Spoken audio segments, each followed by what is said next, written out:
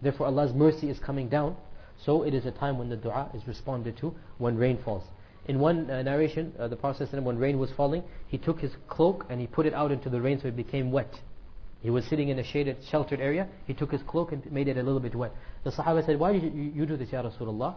He said that this rain basically, it has just come from the mercy of my Lord. It is close to the mercy of my Lord. So just to get some of the mercy. So the point is that when rain falls, in general, this is a time of the mercy of Allah. So it is a time to make dua as well. And other situations and times which dua can be made. We have to summarize them to move on to the next topic, which is the conditions during which dua is answered. The first topic was the timings. Now we're going to talk about the conditions. What are those situations that a person is in, that when he is in them, the dua has more of a chance of being responded to. The single most situation which warrants the response of a dua is a person who is in severe circumstances. The one whose hope has been cut off. Literally like a one drowning, a person drowning, or a person who's surrounded by an army. This is the time when it seems there is no hope, that he has the most hope for the dua being responded to. And this is a sign of Allah's power and Allah's rahmah. When it appears that there is no hope, this is the time when dua has the most hope of being responded to. So many ayat. أَمَّن يُجِيبُ الْمُضْطَرَّ إِذَا دَعَى. Who is there that responds to the call of the one in distress? The one in distress, the one who has no hope. And that is why we said even the kuffar, when they're riding in the oceans and their hope is cut off, when they pray to Allah to save them, Allah saves them back to the land. Because they show their ikhlas. And one of the scholars of the past said that I have no example to give of the hope that a person has from Allah, except like one who has been shipwrecked, and he is drowning, holding onto a plank in the middle of the ocean, crying out, "Oh Allah, save me, oh Allah, save me." In other words, this is the time when Allah really will save him. Hope beyond hope. There is no hope for him. But when he puts his hope in Allah, Allah will provide a way out for him. So this is the single most situation when your dua will be responded to, when it appears that you have no hope anywhere else. And one of the reasons for this is because that will give you ikhlas. How much more sincere can you be when you're literally drowning, if you like? There you will have a sincerity that you have never experienced in your life. Because you know this is your only way out.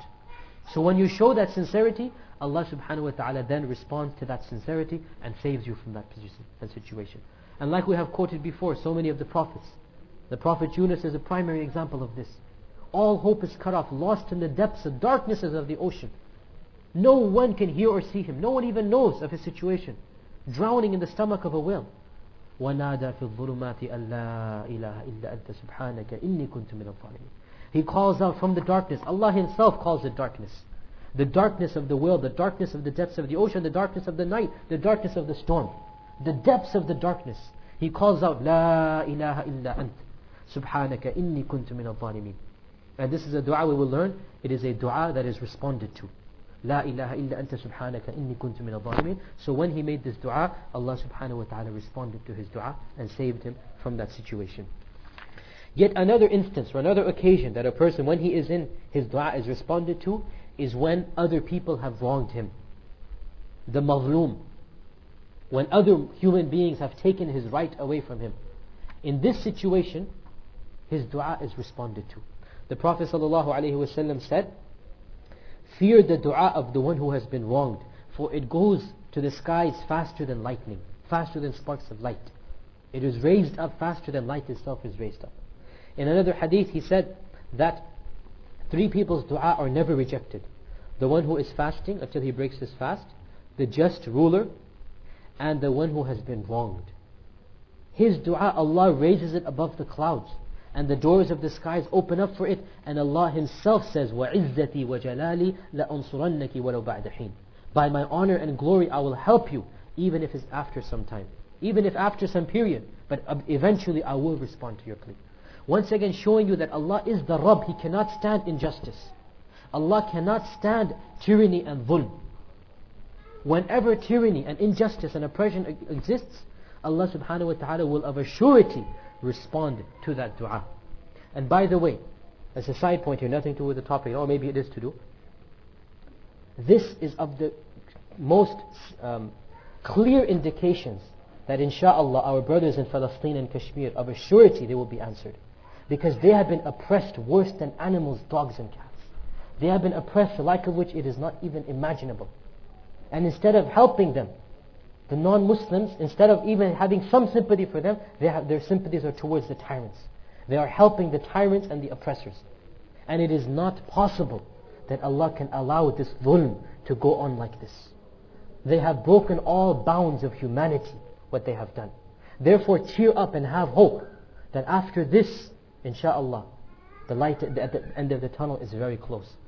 In the beginning, around, let's say like 5-10 years ago, I myself was very pessimistic. I was going to think that we're never going to get Palestine back for many years, it looks like.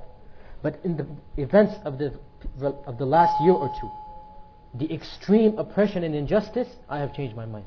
Because it is not possible that Allah subhanahu wa ta'ala can allow such oppression to exist and not respond to it. And that is why a kafir society, if it is just, Allah might allow them to live in might.